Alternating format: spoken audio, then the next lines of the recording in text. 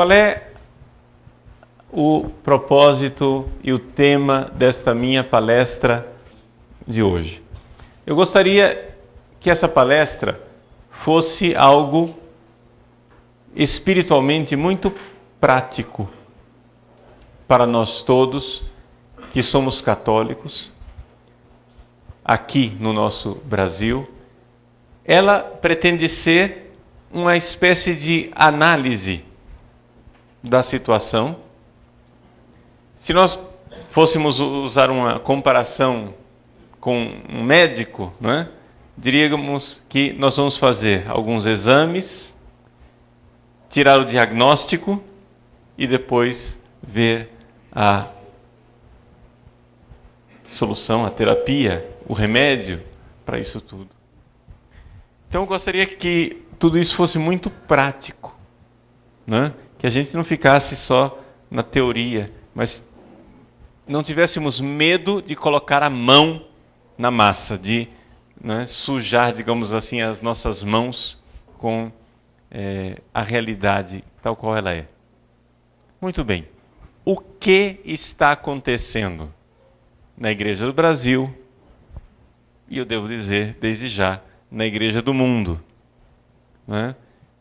O Brasil consegue ser, de alguma forma, assim, a vanguarda, né? O navio quebra-gelo. Parece que o que nós vivemos de problemas, o resto do mundo depois fatalmente termina vivendo também. Eu morei durante um ano nos Estados Unidos, quando eu ainda era adolescente, em 1984, né? Faz tempo, né? De 83 para 84. Bom número de vocês nem estava nesse planeta ainda. Ainda estava lá na Lua, né? Nos projetos de Deus. Morei nos Estados Unidos em 84 e agora voltei várias vezes nos Estados Unidos, mas quando voltei agora ultimamente, já depois do ano 2000, fiquei impressionado com aquilo que vi. Depois, morei 5 anos na Europa, quando nos últimos anos agora tenho ficado cada vez mais impressionado e devo dizer o seguinte: o mundo está se brasilianizando a passos largos. Coisas que nós só víamos no Brasil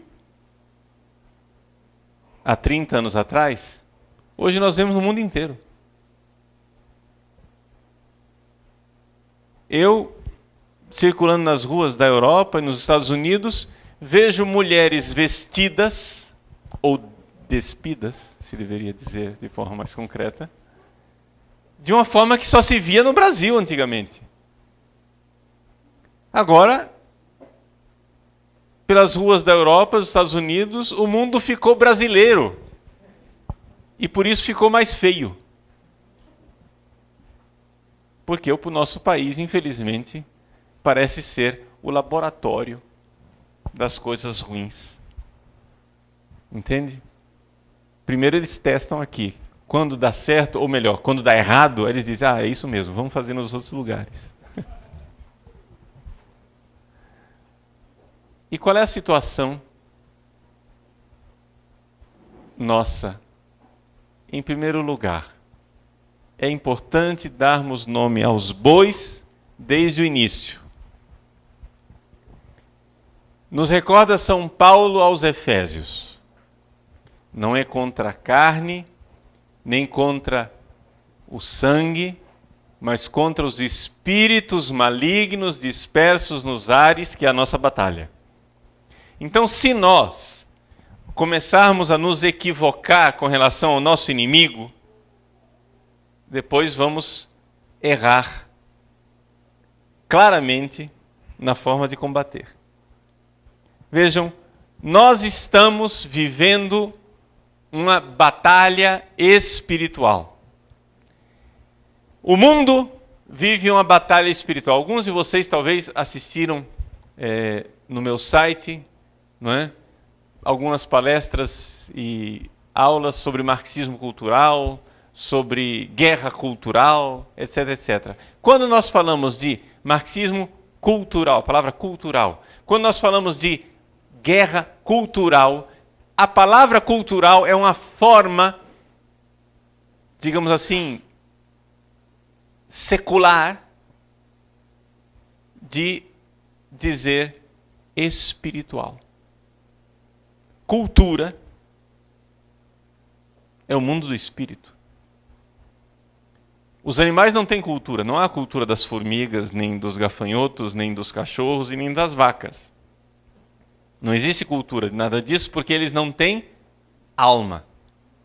A cultura é a expressão da alma, é a expressão do espírito. Então, quando nós vemos que a nossa cultura brasileira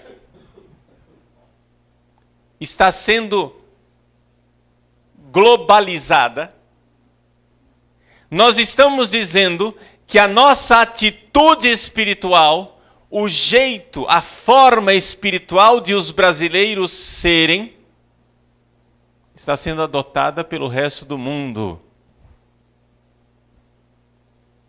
Ou seja, as vitórias que o demônio conquistou no nosso país estão se tornando vitórias do demônio em outros lugares. Se nós fomos, de alguma forma, o tubo de ensaio, o laboratório, onde essas coisas foram colocadas em prática, em primeiro lugar, então o nosso país tem uma vocação. Nós temos uma vocação divina de sermos nós a nos opormos a essa tragédia espiritual que está acontecendo. Ou seja, cuidando de nossa saúde espiritual, em primeiro lugar, nós talvez estejamos contribuindo mais do que nós suspeitemos para o bem do mundo. Está entendendo? E por que é que Satanás escolheu o nosso país para ser o laboratório das coisas ruins? O que é que nós temos de especial? Eu creio firmemente que o Brasil, exatamente por ser um país católico, de cultura católica, recebeu de Deus a vocação de ser esta terra da Santa Cruz. Existem 2 países católicos na América Latina, e não é, vejam, não é necessário dizer para vocês que o futuro da Igreja Católica está na América. Tá? O futuro da Igreja Católica está nesse nosso continente, seja desde lá do norte, dos Estados Unidos, até a Patagônia. O futuro do catolicismo está no nosso continente, estatisticamente falando. A África e a Ásia não são majoritariamente católicos. A Europa está se descatolicizando a passos largos. Portanto, o futuro da Igreja Católica passa pelo continente americano. E existem 2 países na América Latina que parecem ter recebido de Deus uma vocação específica. O Brasil e o México. O México, de onde a gente vê isso? A gente vê isso por causa da oposição do diabo. Vocês têm que entender o seguinte, eu sempre usei isso como termômetro. Quando o diabo se incomoda com uma coisa, é porque aquela coisa é muito boa. Está entendendo? Por exemplo, eu quando fui ordenado padre, eu usava clergyman, usava batina. Às vezes, quando saía, sei lá, vou ao supermercado comprar pasta de dente, eu saía de manga de camisa, né? Mas eu comecei a notar que o diabo ficava enormemente incomodado com a batina. Ora, se o diabo odeia a batina, é porque deve ter alguma coisa espiritualmente muito boa com a batina. Então eu comecei a usar batina o tempo todo.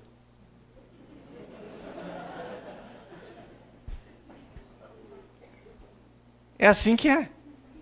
Veja, se o diabo fez a perseguição dos cristeiros no México, é porque aquele país tem alguma coisa de bom, de especial, tem uma vocação recebida de Deus. Se o Brasil, de todos os países da América Latina, é o país onde a Igreja Católica mais desastradamente padeceu e padece debaixo da ideologia, da teologia da libertação, do relativismo cultural, da inculturação ideológica, do relativismo moral.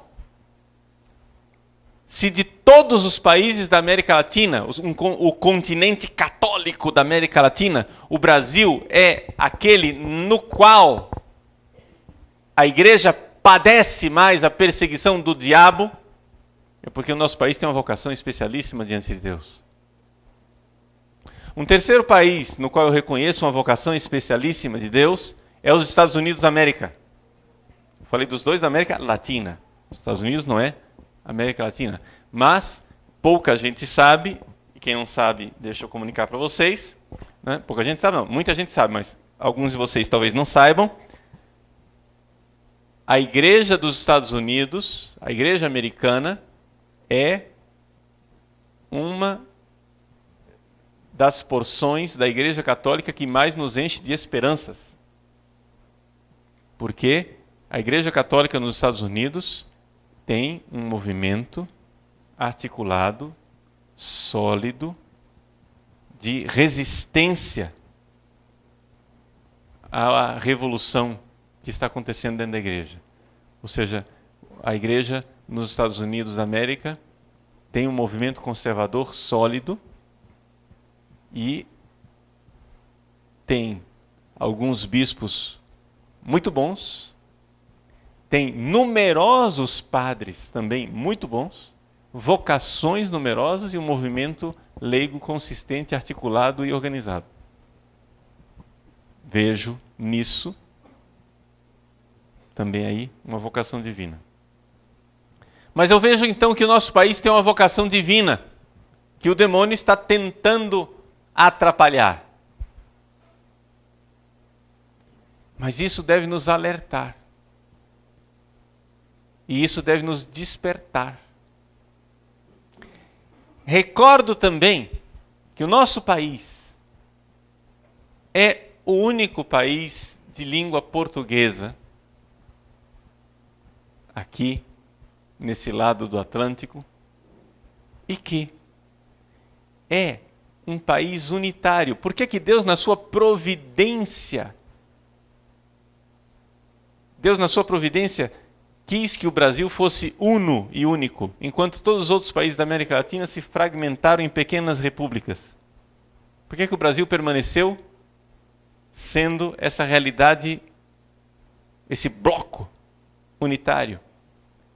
Bloco unitário e católico. Não somente isso, recebendo a herança da fé dos portugueses, e aqui não é necessário recordar para vocês todo o papel providencial das aparições de Fátima. Quando Nossa Senhora diz que o dogma da fé não irá perecer em Portugal, eu interpreto não sei, pode ser que eu seja muito otimista, esteja equivocado, mas eu interpreto que o Brasil faz parte disto. Porque nós recebemos o dogma da fé de Portugal. Por isso vejo a grande vocação do nosso país. A grande vocação. Grande vocação e ao mesmo tempo grande desafio, e por isso estamos numa batalha. E esta batalha, meus queridos, é uma batalha que acontece na sua vida, na sua casa, no seu quarto, na sua intimidade, no seu coração. Nós estaríamos equivocados se nós começássemos achando que iremos resolver a situação da igreja no Brasil com reuniões, organizações, movimentos, passeatas, etc. Tudo isso pode ajudar, mas tudo isto vai se resolver com nossa alma estiver numa luta espiritual. Se nós, soldados de Cristo, estivermos claramente engajados na batalha espiritual diária, vou dizer agora, atenção, para sermos mais santos.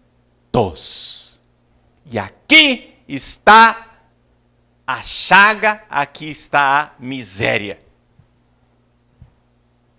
Nós queremos ser bonzinhos, mas nós não queremos ser santos.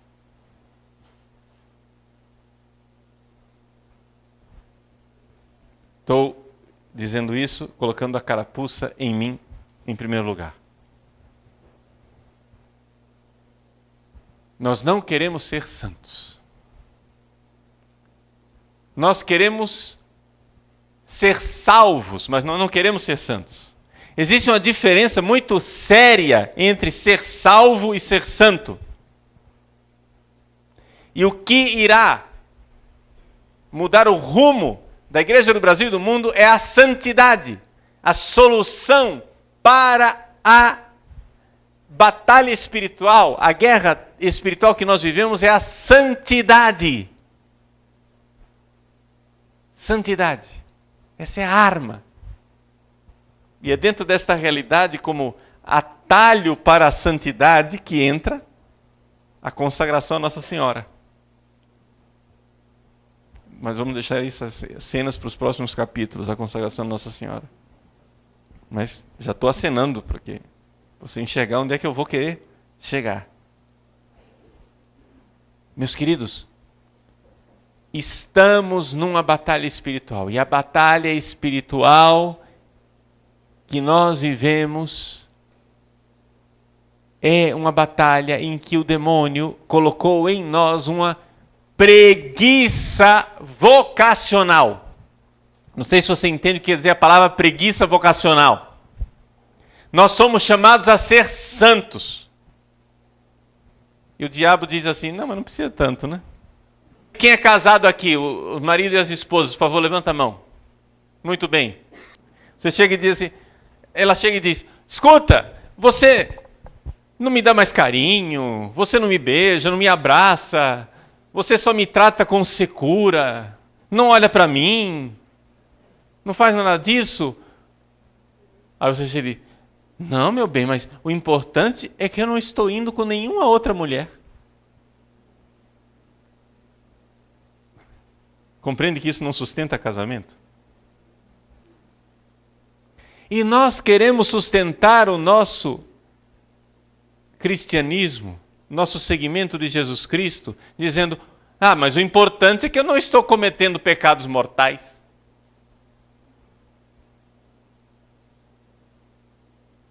Isso chama-se preguiça vocacional.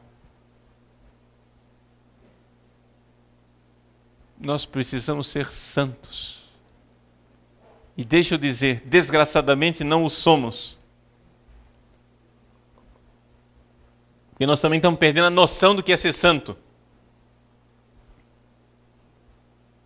Deixa eu dizer mais claramente o que é ser santo. Ser santo, gente, é amar a Deus de todo o coração, com toda a nossa alma, com toda a nossa força, com todo o nosso entendimento. Isso é ser santo. E em última análise, é para isso que nos leva a verdadeira devoção a Nossa Senhora. A esta santidade de amar a Deus com todo o nosso coração, com toda a nossa alma, com toda a nossa força. Isso é ser santo. Se você não vive isto, você não é santo. Vamos resumir? Nós não somos santos. Eu não sou santo e você não é santo. Se nós, Deus não permita, mas se esse teto caísse na nossa cabeça, se nós morrêssemos todos agora, nós teríamos 2 destinos possíveis aqui nesta sala. Uns iriam direto para o inferno. E outros, espero que a maioria, seriam salvos. Oh, glória! Ei! Né? Vamos ser salvos. Que beleza! Onde? No purgatório. De minha parte é o que eu posso dizer a vocês. Se por misericórdia de Deus eu for salvo, o destino certo que eu tenho chama-se purgatório. Por quê? Porque não é humildade. Eu não sou santo, porque é evidente que eu não amo a Deus de todo o coração. Eu amo a Deus, mas não amo de todo o coração. Eu amo a Deus, mas eu amo tanta outra coisa. Eu amo a Deus, mas eu não sou um homem, eu sou um campo de batalha.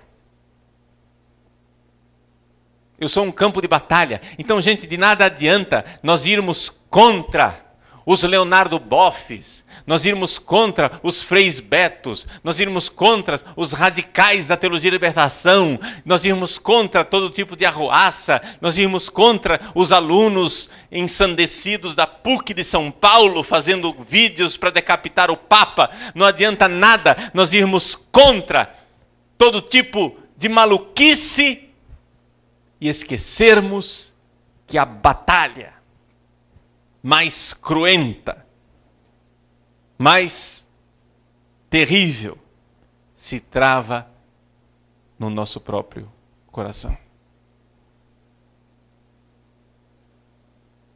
Todos os dias. Todos os dias.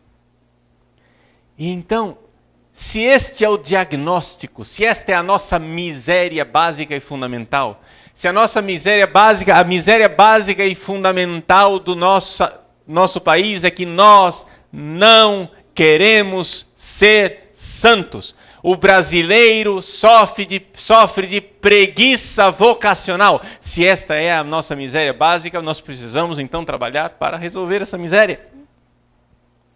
Vamos especificar o que é a preguiça. A palavra preguiça descreve o brasileiro de uma forma soberba, maravilhosa, uma beleza. Uma pessoa preguiçosa é uma pessoa sensual. Preguiça e sensualidade estão ligadas intimamente. O que é sensualidade? Sensualidade é sensação, está entendendo? Sensação agradável. Eu posso escolher entre trabalhar e ficar no sofá. Qual é a sensação mais agradável? Ficar deitado no sofá. Né? Hoje de manhã, eu tive uma bela noite de sono que começou às 6 da manhã e terminou às 8. Às 8 da manhã, a cama dizia para mim, fica.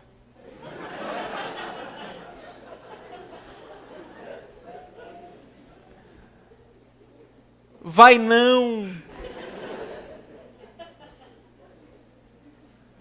Eu gosto de você. Eu nunca tinha visto essa cama daqui, mas foi amor à primeira vista.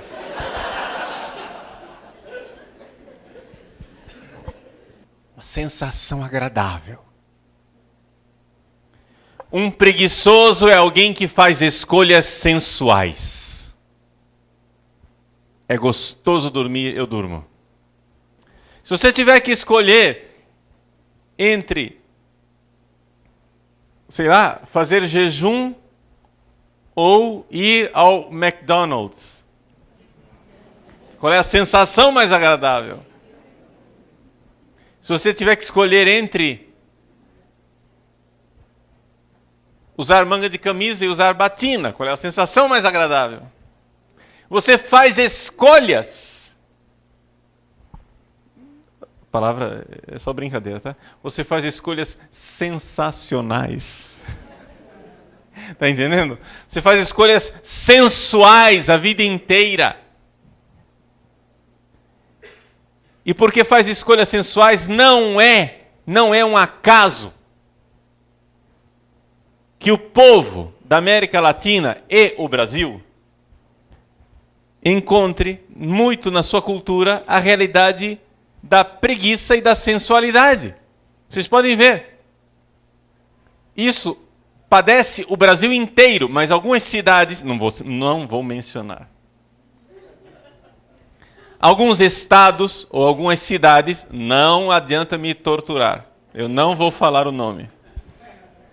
Mas algumas cidades e alguns estados, você vê que as pessoas são menos trabalhadoras, para usar um eufemismo, não chamar de preguiçoso, né? As pessoas são menos trabalhadoras, mas quando faz uma festa, menino, é festa para mais de metro. É ou não é verdade? E quando faz festa, é festa com muita bebida, droga e sexo. Por quê?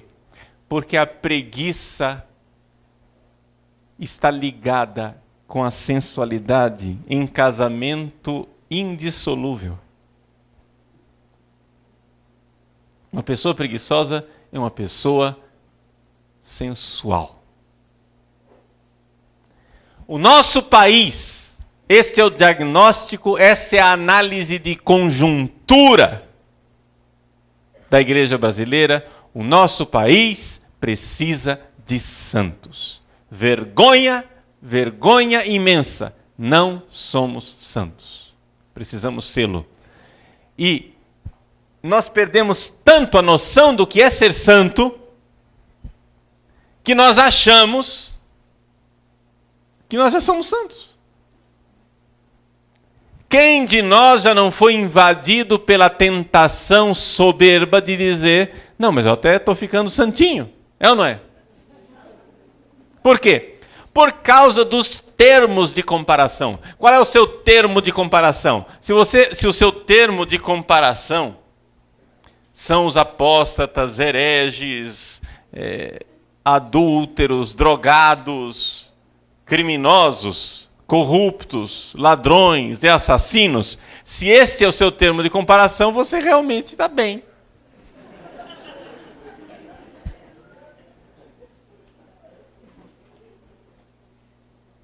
Mas se o seu termo de comparação é Nossa Senhora, os santos anjos de Deus, São Padre Pio, Santa Teresinha, né? Se o seu termo de comparação são os santos, tão feio na foto, né?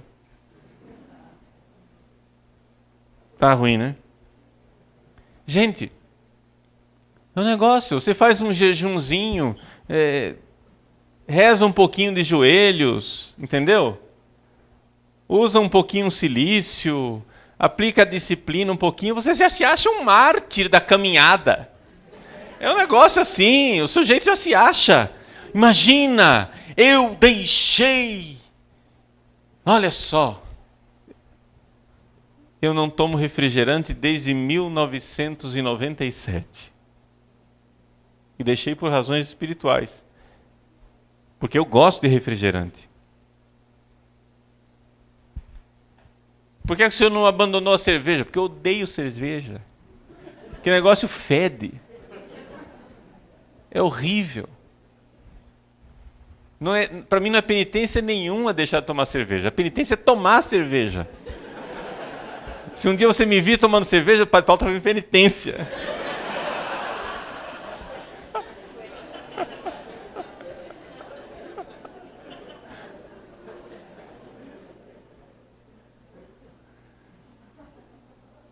Desde 97, eu deixei de tomar refrigerante. Quantas vezes eu já fui invadido pelo pensamento ridículo, autocomplacente, né? Lisonjeando a mim mesmo e dizendo, veja, como eu sou virtuoso, desde 1997 eu não tomo cerveja. Desde o dia de São José, 19 de março de 1997, eu não ponho um refrigerante na boca. Tu é o cara, hein, meu?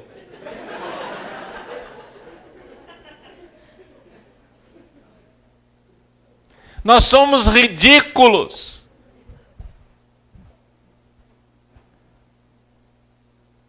Diante dos sofrimentos de Padre Pio, as perseguições dele, os sofrimentos físicos, aquelas chagas, o quanto doíam, as febres, as dores, a falta de ar. O homem ainda por cima se flagelava até sair sangue. E você se acha um mártir porque deixou de tomar refrigerante. Padre Paulo, você é ridículo. Você está entendendo? Gente, vamos ser sinceros. Nós até agora não começamos a sofrer. Não, padre, mas o senhor já foi perseguido. Gente, diante dos santos ainda não começou a perseguição. Compare sua vida com a vida dos santos. Ainda não começou. Para de ser vitimista. Deixa de ser ridículo. Vou falar para essa metade aqui do auditório. Seja homem, meu. Agora eu vou falar para outra metade. Seja uma mulher forte.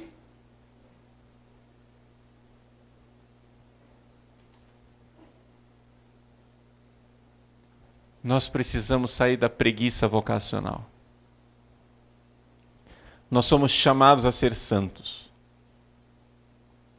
A consagração a Nossa Senhora é o nosso atalho, é o nosso elevador, é o nosso método, é o nosso meio para chegar lá. Mas o nosso problema é a falta de santidade. Agora, como é que nós chegamos nessa situação? Agora eu disse que eu ia ser prático, né? Então vamos ser práticos. Muito bem. Como é que o capeta destruiu o nosso país e a nossa forma de ser igreja? De uma forma muito simples. Gente, os marxistas, desde Karl Marx, eles colocaram como ideal o seguinte: o que vai mudar o mundo é a praxis. Tá? Eu não vou entrar aqui no problema teórico. Quem quiser resolver o problema teórico, assista às aulas de introdução ao método teológico do Padre Paulo Ricardo no site. E trate de pagar também, porque não é de graça. O problema teórico está resolvido lá. Tá? Ou seja, o relacionamento entre ortopraxis e ortodoxia. Está entendendo? Existe um primado.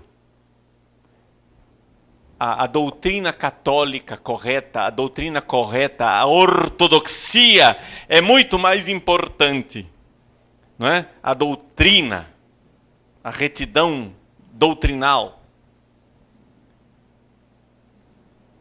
Mas os marxistas disseram, não, chega.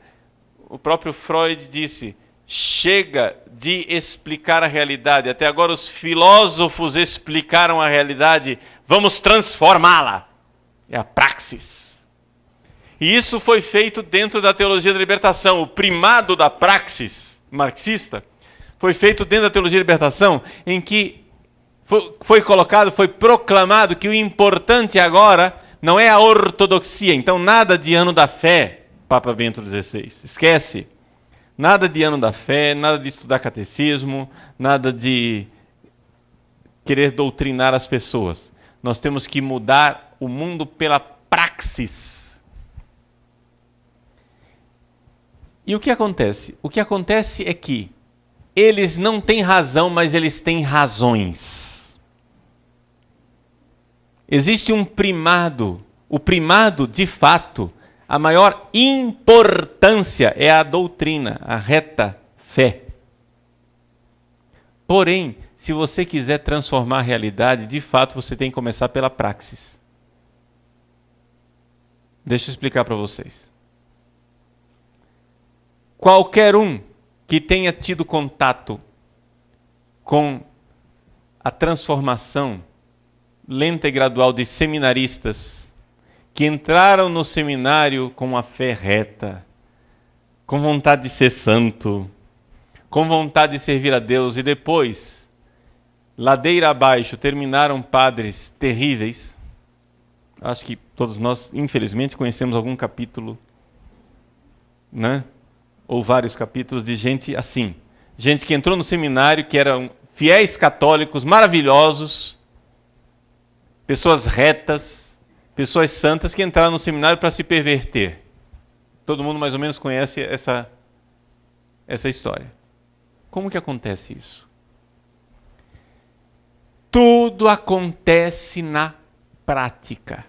Ou seja, tudo acontece numa coisa chamada comportamento. Está entendendo? Mude o comportamento que você vai mudar a fé. Por quê?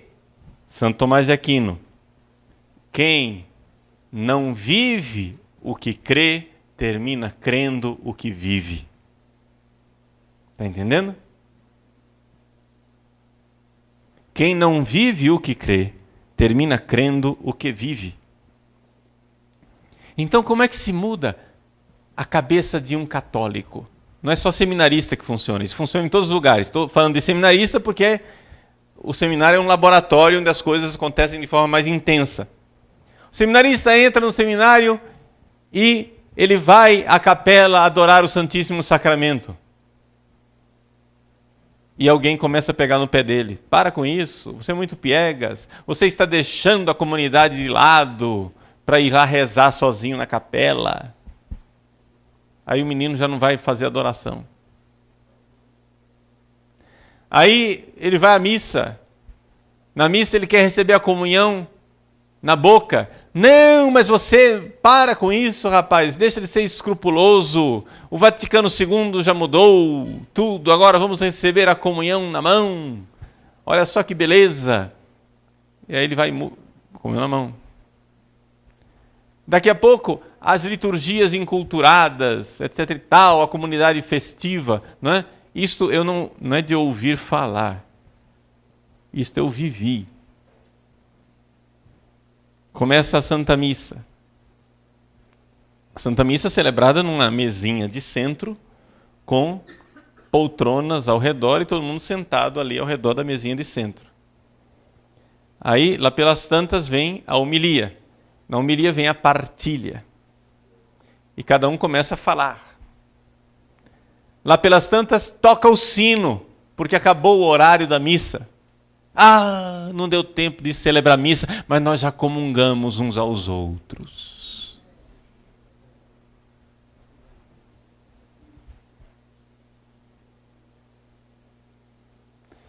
Para que é que você vai se confessar toda semana, meu filho? Para com isso. Seminarista, não se confesse toda semana. Deixa de escrúpulo. Deus já perdoou os seus pecados. Vejam, gente. Se vocês forem pegar, estou pegando uma coisa bem concreta, porque a identidade do sacerdote católico está bem concreta no Código de Direito Canônico, por exemplo. O Código de Direito Canônico diz que o padre tem que usar o hábito eclesiástico, rezar a liturgia das horas, rezar o Santo Terço, fazer adoração ao Santíssimo Sacramento, fazer meditação, oração mental, retiro espiritual. É insistentemente convidado a celebrar todos os dias a liturgia. Ele deve seguir as normas litúrgicas, etc, etc. Vejam, a identidade do sacerdote católico está bem articulada, definida. O Código de Direito Canônico nos mostra com toda clareza o rosto do sacerdote católico. Está lá. Se você seguir aquilo,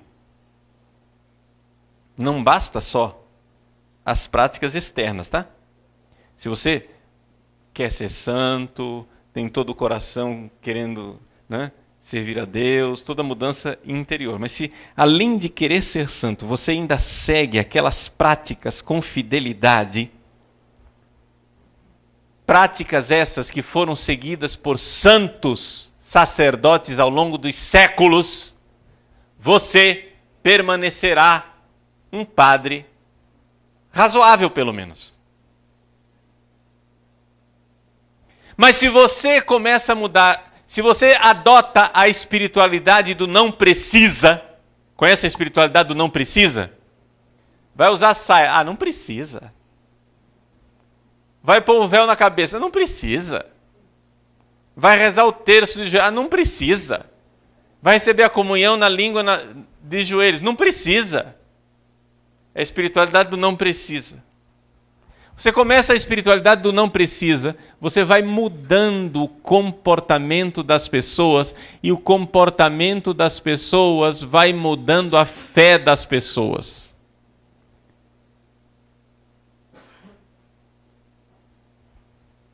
Eu vi isso com toda clareza, por exemplo, na minha paróquia, lá em Cuiabá.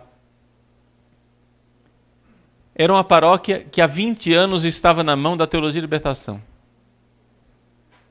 Nós entramos na paróquia há 3 anos. Não ficou pedra sobre pedra. Hoje você vai lá na missa às 6 da manhã. Numerosíssimas mulheres de saia e de véu. A missa sem cantos, silêncio. Comunhão na boca, de joelhos, por 99,9999% das pessoas, e ninguém obriga ninguém a fazer nada. Quem quiser receber a comunhão na mão, eu dou tranquilamente. Quer receber a comunhão de pé na mão, eu dou, mas ninguém quer.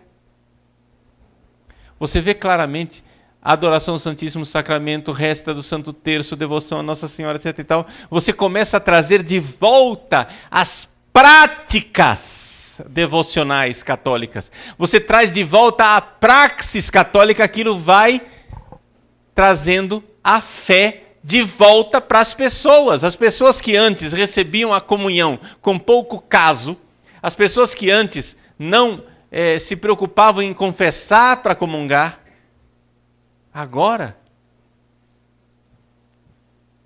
graças a Deus,